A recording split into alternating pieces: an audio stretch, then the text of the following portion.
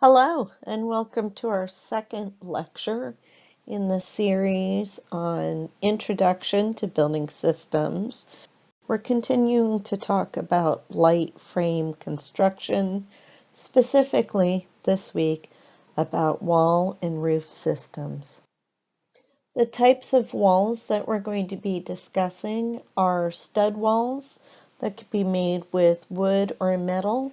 They are also sometimes called framed walls, light gauge framing, stick framing, any number of things, but any framed walls are made with wall studs. We're going to look at post and beam wall types, block types, and panels. When you are selecting a wall system, you have to take several things into consideration. One is the access to the materials. We have in this slide the words wood equals easy because in the Pacific Northwest, we have an abundance of lumber available to us. We grow a lot of lumber here and it works well in our climate. So typically we tend to do wood framed walls. In other parts of the country and in other parts of the world, the access to wood might not be as common, and or it might be a performance requirement where in a hot humid area, and I am jumping down to the performance requirement, with a high level of humidity, you want a material that's going to stand up to that, or you might want something in a desert climate that takes a very long time for heat to transfer through. So a block wall type might be a better solution for those types of environments, or if wood isn't as common. We also need to look at the coordination with the foundation. Luckily, most wall types work quite well with all the foundation types that we've looked at, but it is something to keep in mind. And I've mentioned the performance requirements, so how will this wall type hold up? And again, we're talking primarily about the structural components of the walls. And then the environmental requirements have to do with whether your client is interested in sustainability and whether you might choose a different type of wall to help with that interest in either lowering their energy bills or in choosing materials that have a low impact on the environment. Here we see a slab floor. Specifically in this diagram, we are looking at the type of foundation that we often see in warmer climates or sometimes for garages where the slab floor is built into the foundation, but it also would be true if it was a stem wall with a spread footing, where the slab part is poured separately and not tied in as a part of the foundation. We're seeing a stud wall that's put onto here. We'll talk a little bit more about all the parts, but I just want to point out that this is showing a sill at the bottom, a sill plate, and then some wall studs with sheathing. And this is an anchor bolt that has a washer and a nut at the top. So this type of foundation works with a post and beam wall type, a block wall type, a panel wall type, or stud wall type. Our continuous footing and foundation wall, this diagram or photograph should look familiar to you. We looked at it last week. Whether it's with a crawl space or whether it is with a basement, This is the most typical type of foundation that we find in North America, especially in the Northwest, and it works with a stud type wall, framed wall, post and beam walls, block walls, or panel walls. Pilings also work with all of these types, stud wall, post and beam, block, and panel. Here we see a post and beam foundation with our posts going down, our beams, our floor will be laid on top of this. And if you think back to the diagram that we saw of a post and beam, it's not unusual to have a post and beam structure for the wall on top of this. The diagram that's to the left is showing a framed wall, and quite often those framed walls are actually built flat on the platform that is made of the floor surface once the sheathing has gone onto that, and then raised into place, which you're seeing here. And again, we'll look more at all the parts that go into a framed wall. This type of piling is similar to what we saw last week in areas where it might be flood prone, so near a river or an ocean, where you're raising up the living space and then leaving that bottom section probably for parking. Maybe there's going to be a shed or something to lock up some bikes, your lawnmower, what have you. Because a framed wall with a continuous footing and foundation wall is so common, we're going to look at some diagrams of that. To the left, we have a wall assembly that's been drawn by a student. To the right, we have a 3D view cutaway to show various elements.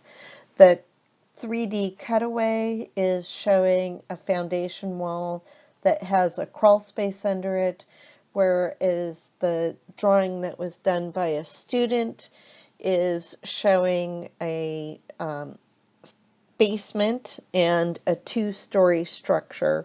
So we're looking at a wall section that is going all the way from the ground up through the roof.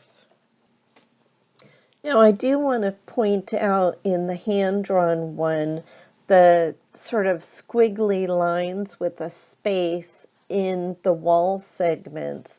Those are called break lines, and they indicate that a chunk of the wall has been taken out. Everything else has been more or less drawn to scale. And I would like to point out that the basement, if that truly was a basement, and not something from the movie Being John Malkovich, we would see that kind of squiggly, a set of break lines there too, to indicate that between the top of the basement slab and the floor joist above would be a reasonable height for a basement. The code requires it to be 7 feet if it's habitable, and you can go down to 6'8" if it's not meant to be living space. What we're seeing for both of these is that immediately on top of the stem wall that makes that foundation, that we have a sill plate, and that is also sometimes called a mud sill. The reason it is often referred to as a mud sill, and why I like to call it a mud sill, is to remind you that it is pretty close to the ground, that it is in a relationship with the foundation, and that the concrete foundation can hold more moisture than wood likes to have near it. And so usually there is some building paper or something between that mud sill and the foundation wall. but also we need to have a pressure treated piece of lumber there. And pressure treated wood is used whenever we have damp locations. So I am always going to refer to that piece of board that is horizontal as a mud sill.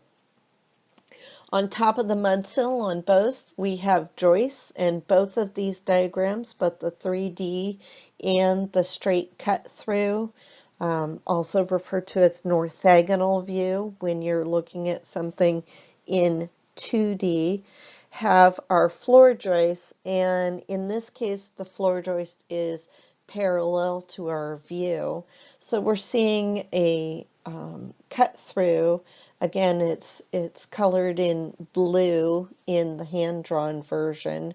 That is our rim joist. And remember that rim joist is at the exterior of the floor assembly.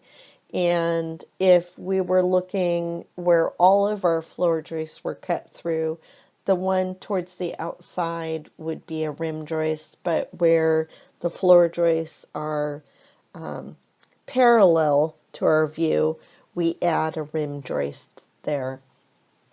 And notice that the rim joist is lining up with the edge of the foundation and the walls above it. So that's our structural line holding the weight of the floors and the roof above and bringing it down to the foundation. On top of the subfloor that makes the floor assembly, we have another sill plate, which in the 3D version is called a sole plate. And the plate that's at the bottom of a section of wall can be referred to as bottom plate, a sole plate, similar to the sole of our shoes or the sole of our feet, or a sill plate. So I accept any of those terms when you're referring to them. On top of that, we have our wood studs. We see it in the 3D version just poking up above our plywood sheathing and colored in pink in our hand-drawn version. On top of that, we see a double top plate. Again, we're going to look at some wall assembly drawings and refer back to these again.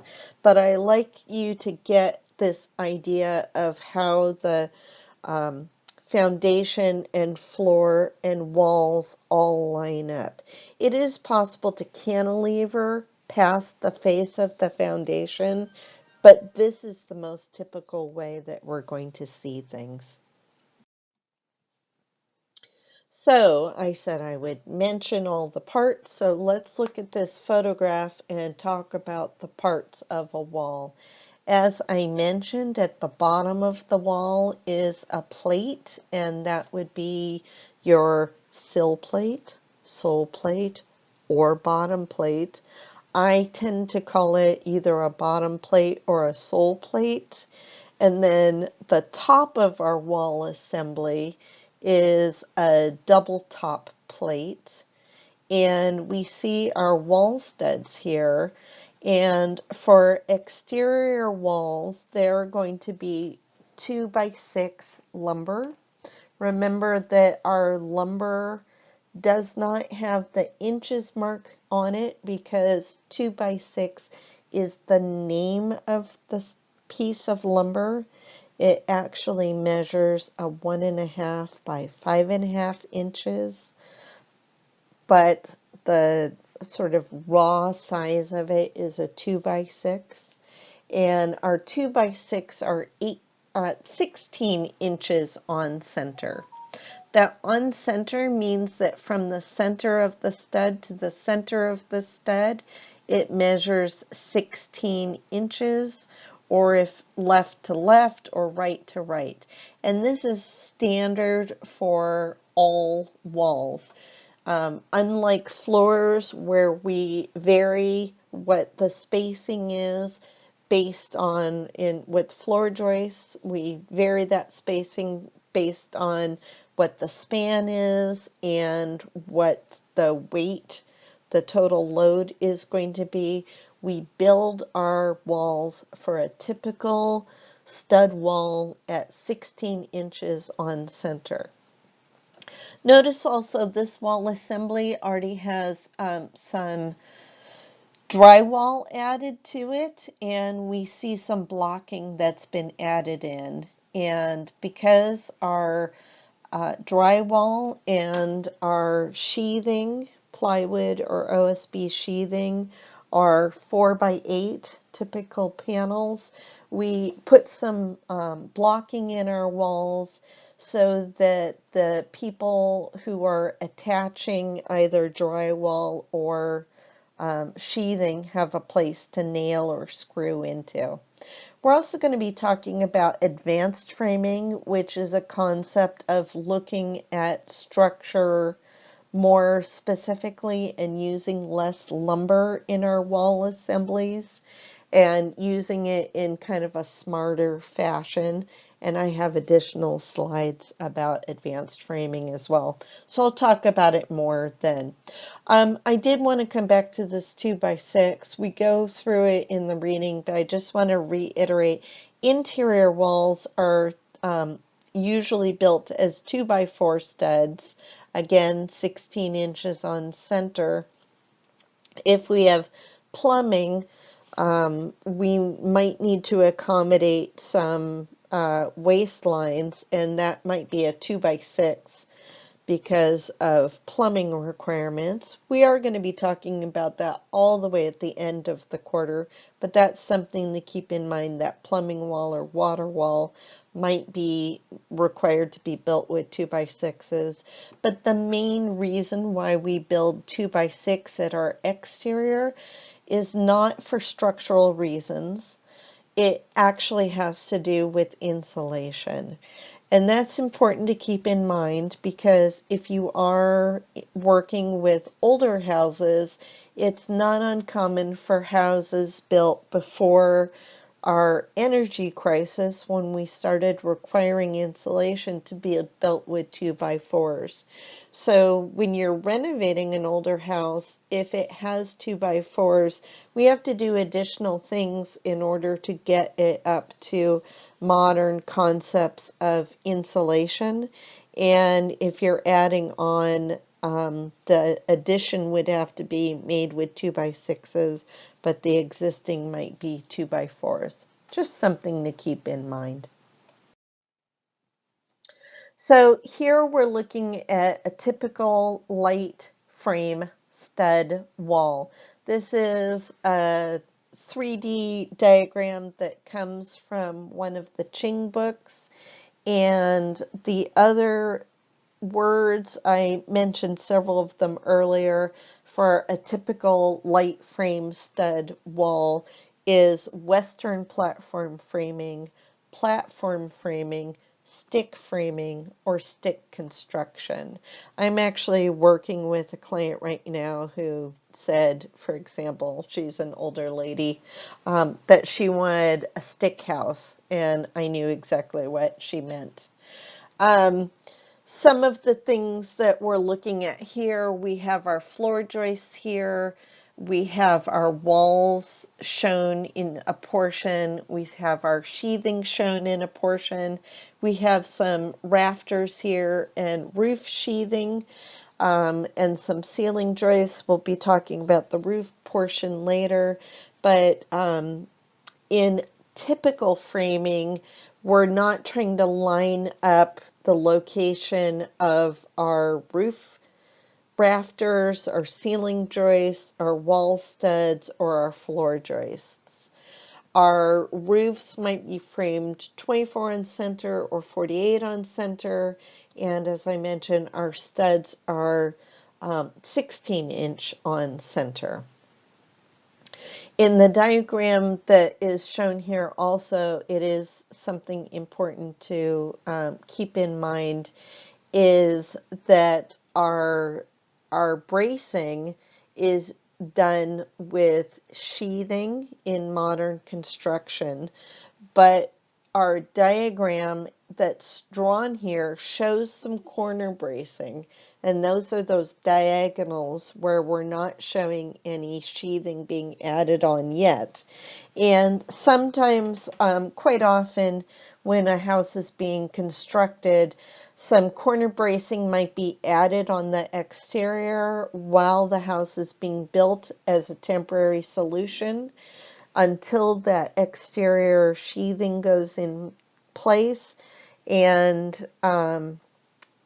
for lateral bracing, additional screws will be, or nails will be put into place, and that's something that's called out by our structural engineer. But for older houses, they might actually, because we didn't used to build with plywood, there might be corner bracing that is providing that lateral bracing. And corner bracing is allowed by our code. There's a lot of type of lateral bracing. You people who are in the architecture side will learn all about it, and if you're in building inspection, you'll learn about it as well. But that's just something to keep in mind with this diagram that you see there. Again, looking at some 3D images, we've got our sheathing is sort of cut away here, and we're seeing our single plate at the bottom and our double top plate. We're seeing our floor joists here are overlapping with some blocking in between to transfer the load from one side to another. This is actually a beam on the bottom section that is made up not of one big piece, but of 3 pieces of lumber that have been nailed together. And so our floor is butting up to it there, and we've got a load-bearing situation where the floor joists on the top are bearing on this wall, and then underneath in the diagram, we would have an open space instead of another wall, so we're showing a beam instead. Another look at typical light frame stud walls where there's a wall opening. So the idea with the framing and that double top plate is that we are spreading load from the floors onto the walls, and that all parts of the wall are taking load from the floor evenly. And then if we have a hole in the wall, and that hole can be created either by a window opening or a door opening, we have to have a header across. And that header is like a beam. And matter of fact, those of you who are taking structures, structures 1, I think you calculate headers in structures 1. It's calculated just like a beam. And we have some special things happening with the studs around an opening. And so we use these terms. King stud is the term that's used for the stud that is going from the double top plate to the bottom plate or sole plate at the bottom. On the inside of the king stud is a jack stud if you're a poker player or a card player, remembering that it's some of your royal cards can sometimes cement that in your head. It's also called a trimmer. So either trimmer or jack is a useful or both appropriate ways of calling this out. And I think they're called trimmers because the trim that goes around your door window gets nailed into the trimmer, and it's trimming out the rough opening that is created by the framing that our window is sitting in or our door is sitting in. We're also going to have some pieces under our sill plate. So it's a window sill that goes at the bottom of our rough opening there. And beneath our sill are cripples. So cripples are always shorter studs. In this case, we're seeing our cripple underneath the opening, and our header is taking up the full depth above our opening. But if this was a taller wall segment and we had more wall happening above our header, we might have cripples from the header to our double top plate as well. In typical light frame, it's also important to keep in mind that our wall openings can be whatever size we want and almost anywhere on a wall. If they're closer to the corner, it starts getting into some construction related things with lateral bracing. So we can have openings at the corners. You've all seen windows at the corners, but it requires some engineering. Again, just something to keep in mind.